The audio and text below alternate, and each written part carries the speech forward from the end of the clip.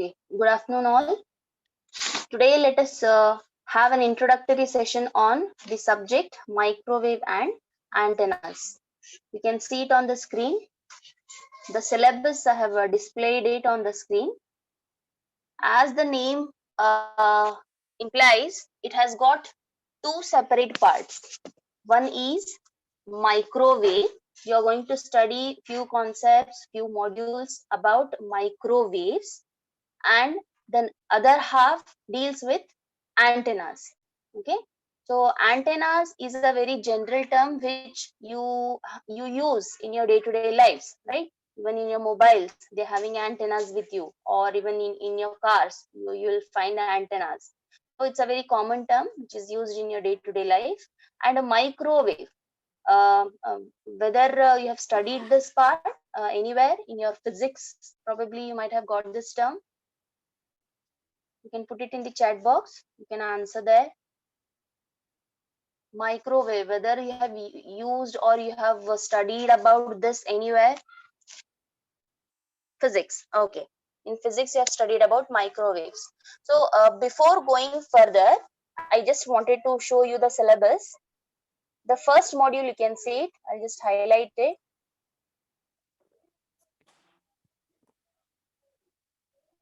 Module 1 deals with microwaves. About the basics microwave tubes. They are actually the microwave devices, the primitive devices which earlier they were used to have.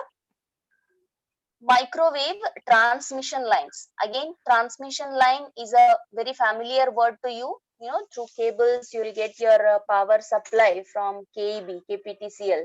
The transmission lines, pair of lines, you can see it throughout, near the just a side of the roads. Transmission lines will be laid. So first module deals with microwaves. Again, further,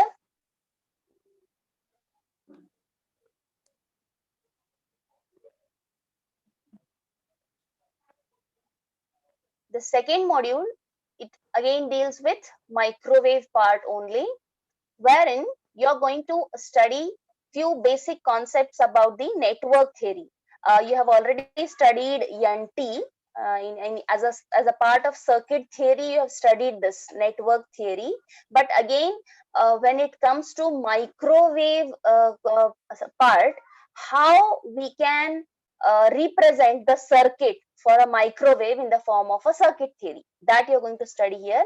And some of the microwave passive devices you're going to study. You can see it on the screen. Coaxial connectors are there, adapters. They are all very commonly known terms to you. See, coaxial connectors, TV cables you have seen, those connectors are there. Then adapters, it's again a very common term. If you're using laptops, you might be knowing what is an adapter, right? And phase shifter and attenuators, they are the obsolete devices. You're going to study about them. And a very important term in module 2, that is waveguides. Okay, very important in microwave transmission. You are going to deal with is waveguide term, waveguide, which guides the waves. So this is about module 2. Coming to module 3, from module 3 onwards, you're going to switch to different types of antennas and the basics of antennas.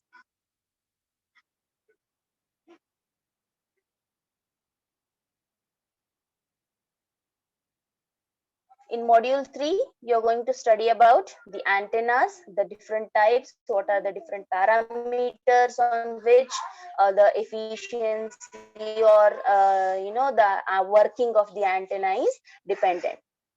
Module 4 again deals with the antennas part. In the different types, how you're going to increase the power of the antennas, and some of the basic parameters like resistivity, resistance, efficiency of few standard antennas you're going to study in module 4. And finally, module 5, moreover, very commonly used antennas you're going to study in module 5. Some basic antennas are there. For example, it's not there here. Yes, it's here. Yagi Uda antenna. If you remember, in your old TV sets, you used to have one antenna structure, something like this. I don't know whether you have seen this or not. Something like this. An antenna will be on your terrace. You used to use this for your TV sets, televisions. So this is a Yagi-Uda array or Yagi-Uda antenna. So some basic types of antennas you're going to study. Each antenna, what are its parameters, and many things. Okay, many things about each antenna you're going to study.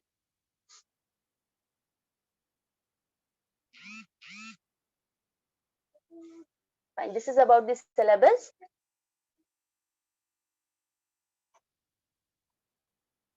Now coming to the prescribed textbooks. The first textbook which is prescribed for your syllabus is Annapurna Das and Sisir Das. This is one textbook available in your library for which it is not only for microwave part, majorly it is for microwave engineering only, but however some part of the antenna basic theory, you can refer this textbook. If you remember, when I was dealing with electromagnetic subject in the last semester, I had told you it is very important to study module 5 because module 5 deals with the basics of wave propagation and antennas. So if you are thorough with module 5 of electromagnetics, it will become easy for you to understand this antenna theory and microwave theory. Okay. And the second textbook prescribed is Samuel Leo. Only some part, that is network theory part, is there in this textbook. The third important textbook, for antennas and for most of the electronics and communication part, every engineering graduate should have this textbook. This is John D. Cross textbook. Basics starting from the electromagnetics to up to the antennas and how the wave propagation takes place, how the complete process, every detail is covered in this textbook. So it is like a Bible of electronics, you can say. You should have this textbook, okay, for your reference. Three textbooks. First one Annapurna Das, second one Leo, the third one is Cross textbook. These three textbooks you're going to refer for different modules. Now, to start with, you can see it on the screen. I have I have displayed one electromagnetic spectrum. I hope you know what is an electromagnetic spectrum. Spectrum is what? It is the range of frequencies along with the wavelengths. It will give you a picture, the range of frequencies and wavelengths. That is called the spectrum. You have already studied it in physics. So this is a common spectrum, electromagnetic spectrum, which you know it already. I have drawn it. You can see it here. There are gamma rays, X-rays, UV rays, IR, infrared. Here come microwaves and thereafter radio waves. Earlier, radio waves were much prominent, and in your remote controls, I guess, IR waves are used, okay, infrared. And this is the lambda wavelength used for each of these types of waves. So if you see, for microwave, it is 10 to the power of minus 2. So you might be in confusion.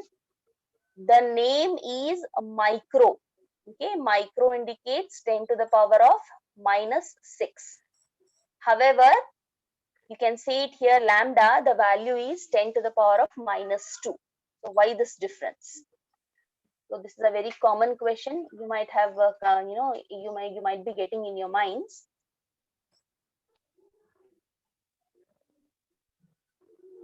Let me give you the reason for this.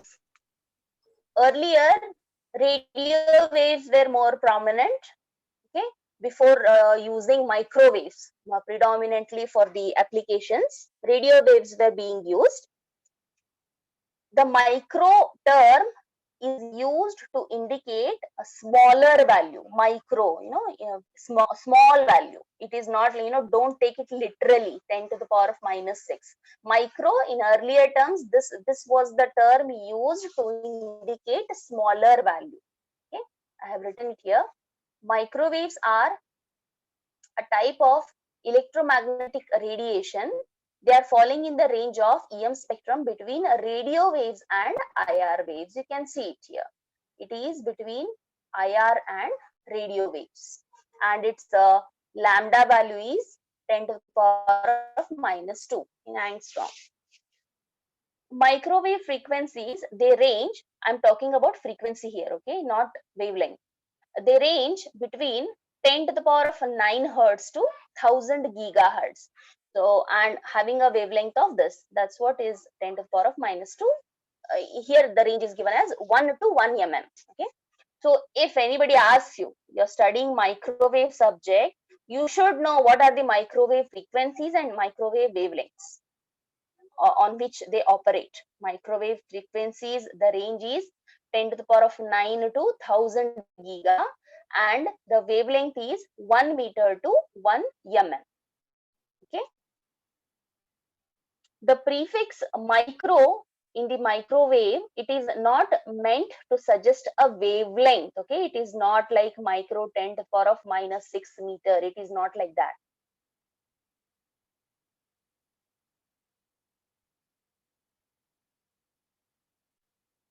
Rather, it indicates that the microwaves are small. Okay, the value, smaller value, to indicate smaller than the radio waves in comparison. So the term is given micro, having a shorter wavelength compared to the radio waves. Before the much prominence of applications of microwaves, radio waves were much prominent. Microwaves, they travel by LOS. Can anybody tell me what is LOS? Again, it's a very common term. In physics, you might have studied about it.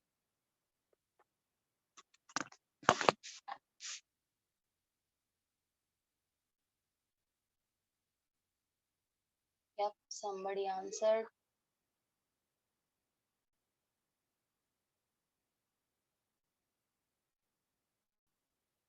Is anybody? What is LOS?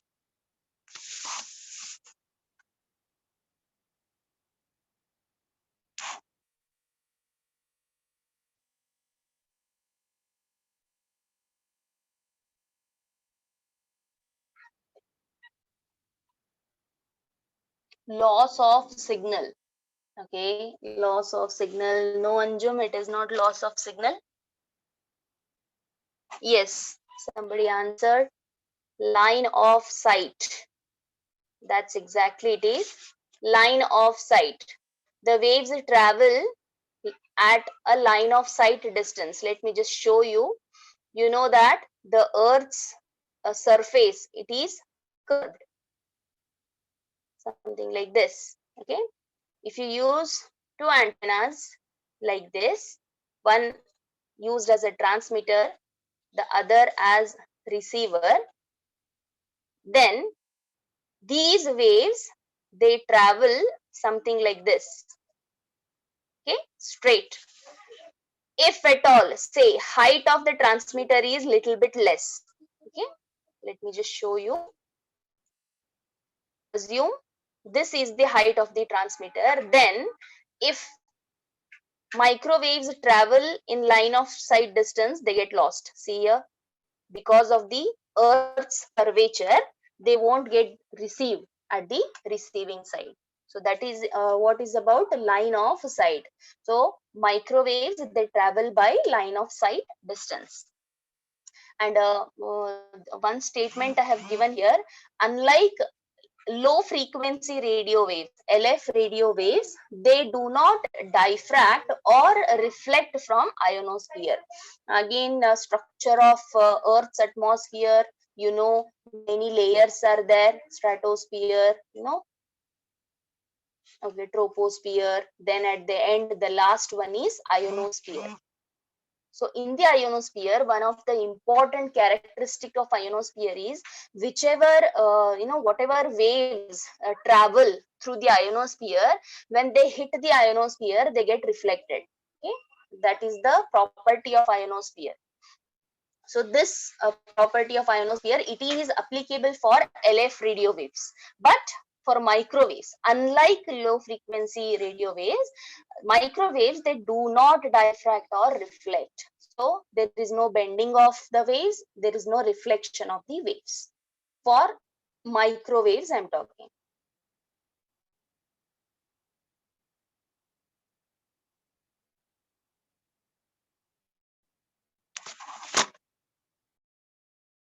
Okay. Um, so we have discussed about microwaves today.